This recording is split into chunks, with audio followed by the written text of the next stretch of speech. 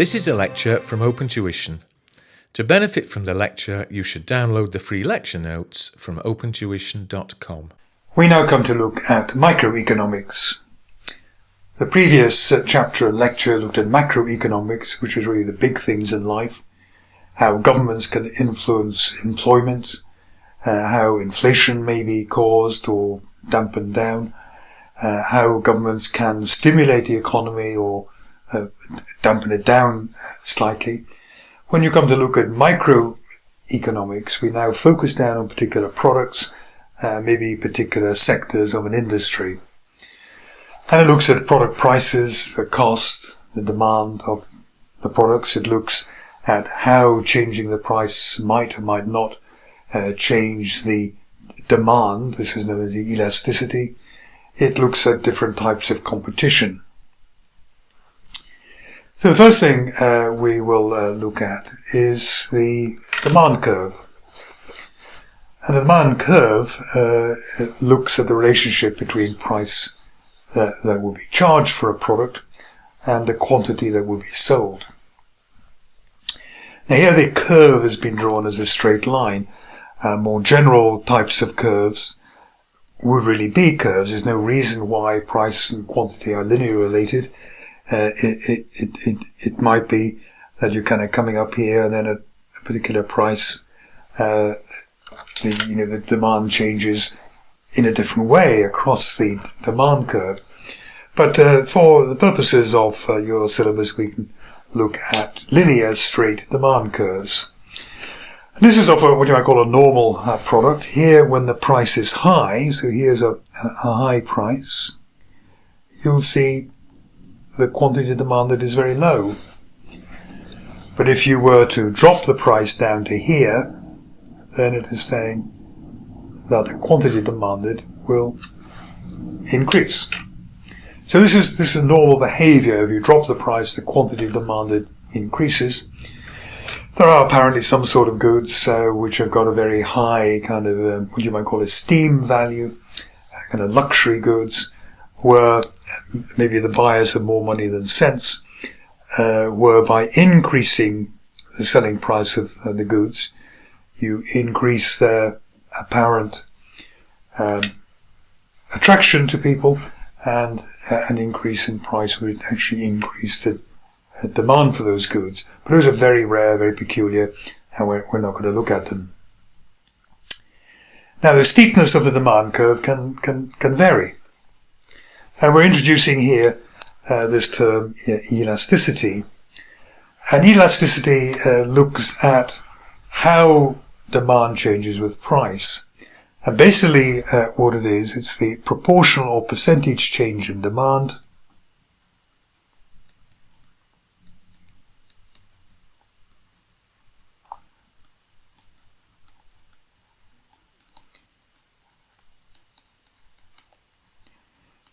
So it's not just a change in demand, it's a percentage or proportional change in demand over the proportional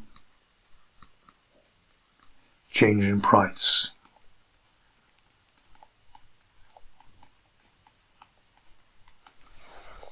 Proportional change in demand over the proportional change in price.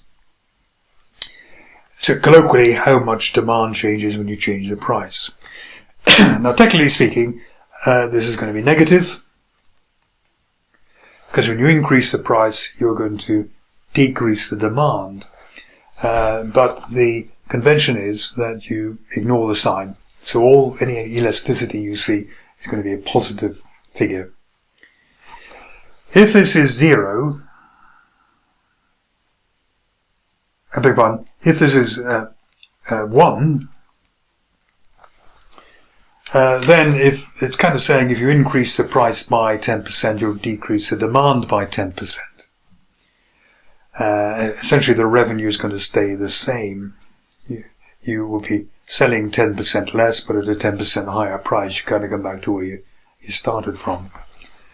If this is greater than 1, that means the proportional change in demand is much higher than the proportional change in price.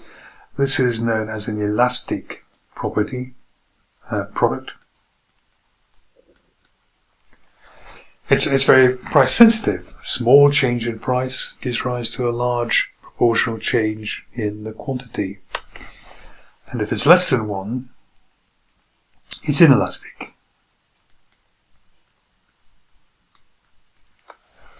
So that would mean you could change the price a lot, but the demand is kind of stuck. Maybe even is constant there if you're perfectly inelastic product. What makes these differ? Well, typically, if you're dealing with luxury items, they're said to be elastic. So if you increase the price of a product which is not a necessity, then you can imagine that the quantity demand is going to fall off quite quickly because people can easily do without it. If, however, the product is more of a necessity, maybe like food, or for some people, fuel for their car, then almost no matter what the price is, you're still going to buy quite a lot of this product because you need it to live, or you need it to get to work, or whatever. That would be an inelastic product. Now this diagram shows two demand curves, and we have to be able to detect which is the more elastic or the more inelastic product here. So if we look at the red one here, the fairly steep one, relatively steep one here, you can see that we've changed the price just a little bit, and you can see that the demand has changed also a little bit. So this is looking as though the change in price causes a relatively small change in demand. So this looks like the inelastic product, or the more inelastic product. In the blue one, where it is a flatter line, do you see that the flatter line, the same small change in the price, is going to produce a relatively large change in the quantity demanded. So that is the more elastic, more price elastic, or price sensitive product of the two. So if it was a very, very elastic product, it'd be kind of going, something like that. Then obviously a tiny change in the price could be causing a huge change in the demand if it was a really very elastic product indeed. We need to be able to calculate the price elasticity of demand, and the way we're going to look at this, we're going to look at the elasticity of demand when we change the price from 8 down to 6, okay? 8 to 6. So what is the proportionate change in volume that we're getting for this? Well, let's assume that let's assume we're at about 1500 there, okay? Okay, it's not dead clear, but 1500 is fine. So as we change the price, the volume has gone down. I beg your pardon, as we decrease the price from 8 to 6, the volume goes up from 1500 to 2000. So the absolute change in volume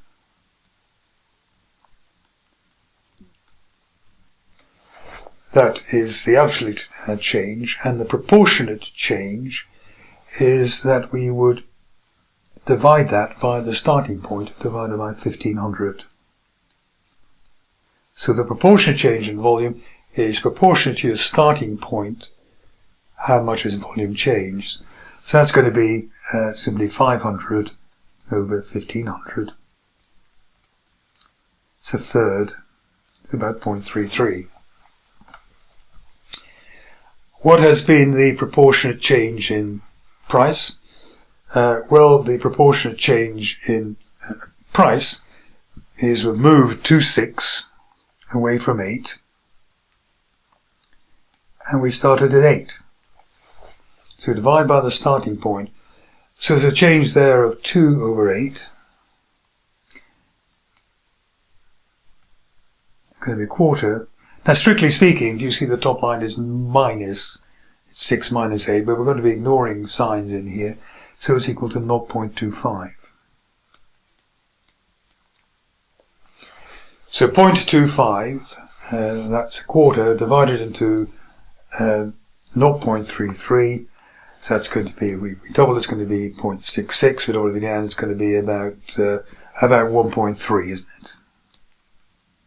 1.3, 1.4. So this tells us it's relatively elastic. We've altered the price by only 0.25, but the volume alters by 0.33. We've dropped the price by 25%. The volume's increased by 33%. That's quite a sharp change in volume for the change in price. It's elastic. It's price sensitive. If you have something which is elastic and you drop the price, then because the volume increases relatively quickly, you will increase revenue by dropping the price. If you have something which is inelastic, in other words, maybe the product demand is almost constant, you will drop the price and hardly stimulate the demand at all. So you've dropped your price, demand has not gone up. With an inelastic product, dropping the price will drop the revenue. Price is down, volume is nearly the same, revenue must be down. Then we go on to looking at supply and demand curves. Something similar, I suppose, to aggregate supply, aggregate demand, if you like, but we're looking at an individual product here. So let's say that we decide to produce here quantity 1. At producing quantity 1, a relatively low production, relatively restricted production, the price that people will pay is relatively high. There will be enough people out there willing to pay a high price to put their hands on a relatively rare product. The line going up here, this is the supply line. All that is saying is that as you increase the price of the product, more will be supplied. So as we increase the price of the product, more and more producers see that this product could be a very worthwhile one, and they will pile into the market and they'll begin producing more. The demand curve goes down, and the supply curve always goes up. However, if we're producing here, people will be willing to pay a high price, and down here we have, shall we say, the most efficient producers, relatively few of them, they can produce at a price P3, and you see that there's lots of profit in here. Public's willing to pay, let's say, 20. At the minute, producing a unit is maybe taking 8, there's lots of profit in there, and people see that. So what's going to happen is that more and more people will pile into this here until we have a match between the cost of production, the cost of supply, and what people are willing to pay for that, the price. It will not go beyond that, because if you were to begin to try to flood the market in some way, this will decrease the price way down, but to actually produce more units, you're having to bring in more and more less efficient producers. The cost is higher than the price. We shouldn't move into this kind of region here, which is represented by Q3. So this is known as equilibrium production volume, where demand equals supply, and demand equals supply at what you would call a market price, where precisely the amount demanded matches the amount which is going to be supplied. Now, these demand and supply curves can shift. And again, we're not talking about moving along the lines, we're talking about moving the line. So on this diagram here, we have shifted the demand curve to the right. What that means is that a given price,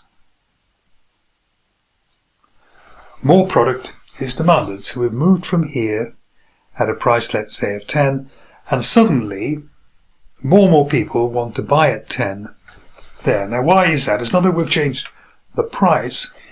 It is that the product, for some reason, has become more desirable, and more people are attracted to buying the product at that price. The way the product could be made more desirable is, for example, through advertising. Or the product simply becomes very fashionable, very, very trendy, and people want to buy that product. And what that will do, because here's where the initial equilibrium was, here's where the next one's going to be. So the product is more desirable. People will either buy more product at the same price or buy the same amount of product at a higher price. Either of those will work. But this line moves from here to here, and the equilibrium point moves from A to B. And again, we have a match of the quantity demanded and the quantity which is going to be supplied at this new higher price. It's a higher price because the product is a more desirable one. Consumers want more of it at a given price. In the second diagram, we have moved the supply curve. So this is the supply curve. It's moving out. And what this means is that at a given selling price, for example,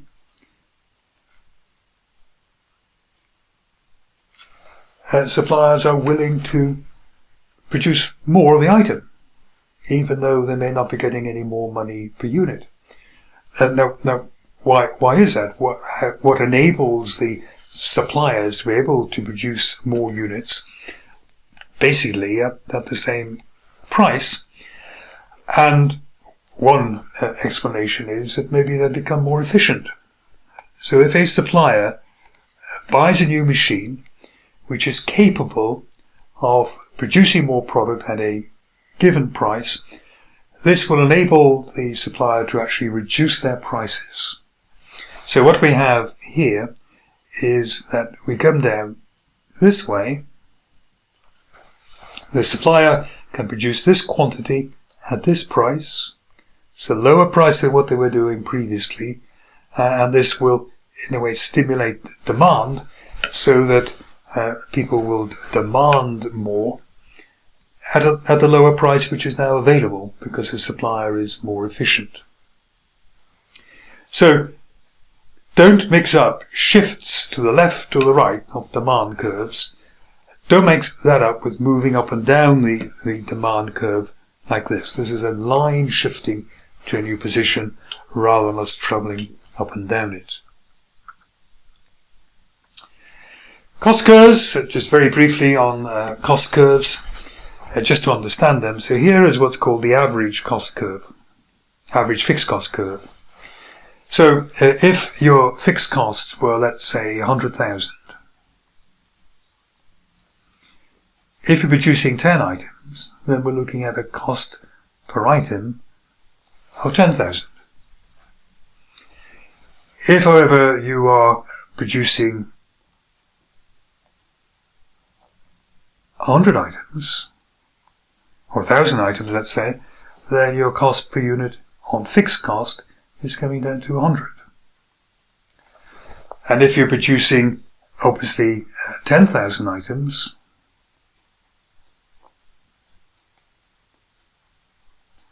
then you're coming out there at 10.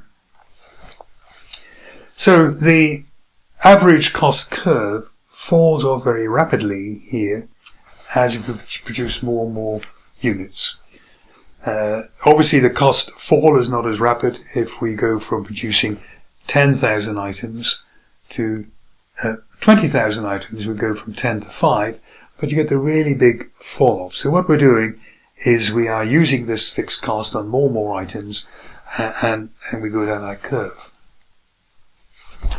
Let's explain the average variable cost here. The average variable cost begins to fall because we get basically economies of scale.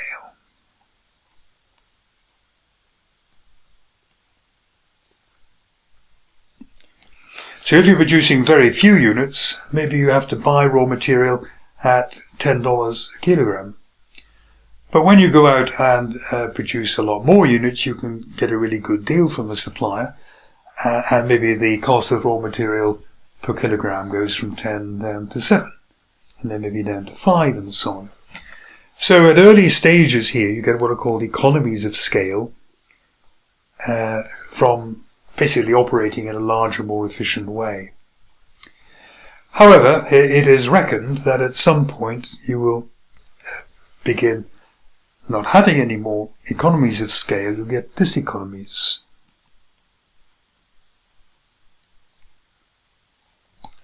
So at very large output, you're going to have to start, you made use of the automation in getting to this large output, but then at very large output, you're going to have to start maybe paying your workforce overtime or shift rates if they have to work during the night.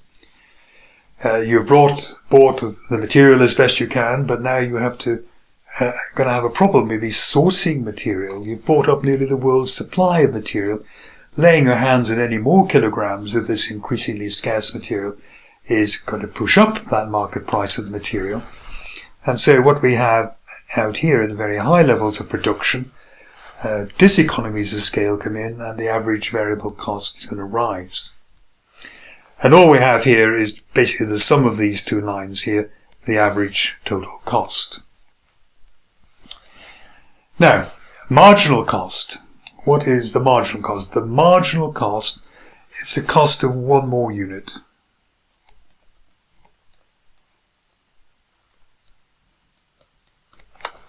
Cost of one more unit. So do you see that if you're managing to pull down the average variable cost, you must be mixing in the cost of one more unit. It must be lower than the prevailing average variable cost. So if your average variable cost here was, let's say, 60, and then you move along a little bit to here, and it's 50, you must have mixed in a cheap item that was cheap to produce to bring the average cost down from 60 to 50. And the only way, really what that means, is that as we're on the downward slope here, then the marginal cost of production, the cost of the extra units must be less than the prevailing average variable cost. Otherwise you wouldn't be pulling that average down. Once the average variable cost starts to rise, then every extra unit in there must be costing you more than the prevailing average variable cost. You're mixing into this average cost a relatively expensive item, which is dragging up the average cost. So this here is going to go through the minimum there. Okay? So just when you get the marginal cost equaling the average variable cost, the lines will cross. Similarly here, this will be the minimum here. When the marginal cost will hit the average total cost curve at the minimum, at the low point of that line. Otherwise you wouldn't be able to drag up the total cost here unless the marginal cost was actually becoming higher than what the prevailing average total cost was. And finally, a mention of types of competition. First of all, you can have perfect competition. Perfect competition means many buyers and sellers, all relatively small. No one buyer or seller can influence the market. And there's going to be a market price. Everyone will charge the market price. There's no point in charging more, because people would simply go to other suppliers. There's no point in charging less, because you're a small player, you can sell everything you make at the market price. A monopoly is the kind of reverse, opposite of many suppliers. A monopoly is where there's one supplier. And this one supplier can dictate the price. What that will affect is, of course, the demand. A monopoly is not saying that people will buy whatever price is demanded, but the monopolist is free to adjust the price and can adjust the price typically to maximize their profits. Remember, a monopolist is not guaranteed profit. You could be a monopoly single supplier of a product nobody wanted, and obviously you would not make a profit. An oligopoly is where you have a small number of powerful suppliers, maybe like the oil companies. So let's say we have BP, Texaco, and Esso, or whatever, 3 oil companies. And maybe they have about, 33% of the market each. Now they'll all be kind of watching each other. If BP were to drop the price of a litre of petrol, the other two would have to follow. Otherwise, if BP prices were lower, the other two would be losing out on market share. People would shun them and go into the BP garage. So everybody ends up bringing their price down. And if oil is a relatively inelastic product, everybody brings their price down. The volume doesn't go up very much. They end up losing revenue. If BP were to put up its price, the other two can sit tight. BP puts up its price, people will begin avoiding BP garages, and they'll go into Texaco and Esso, who will gain market share simply by doing nothing. So it's a fairly almost unstable, slightly unstable place. Everyone's watching what everyone else is doing. Nobody wants the price cut because that could upset the whole apple cart, so to speak, because everyone will cut the price. So it's everybody's watching everybody to see what's happening. And then we have monopolistic competition. Think about it, it's almost a contradiction in terms. How can something be monopolistic and also have competition within it? They are almost the two ends of the spectrum. What monopolistic competition does, or what companies in this situation do, they're competing with each other, but they are effectively supplying the same type of units. So car companies are a good example. So we can have Volkswagen. We can have Nissan.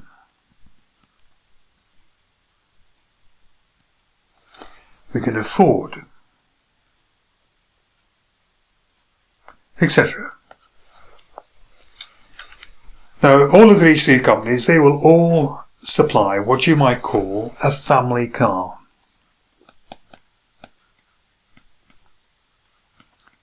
A kind of 4-door saloon, okay? And what they do is they may compete a little bit on price. Obviously the prices will be different, but they also compete on other qualities of their products. So, for example, Volkswagen might claim that its products are more reliable.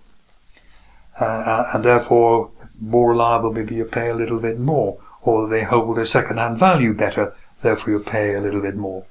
Ford might say that its huge company, it offers a very wide dealership network. So every town has got a kind of Ford garage in it. You'll never have any bother getting spare parts and so on. So Ford, as well as setting a particular price, will put forward the other good qualities for which it may be known.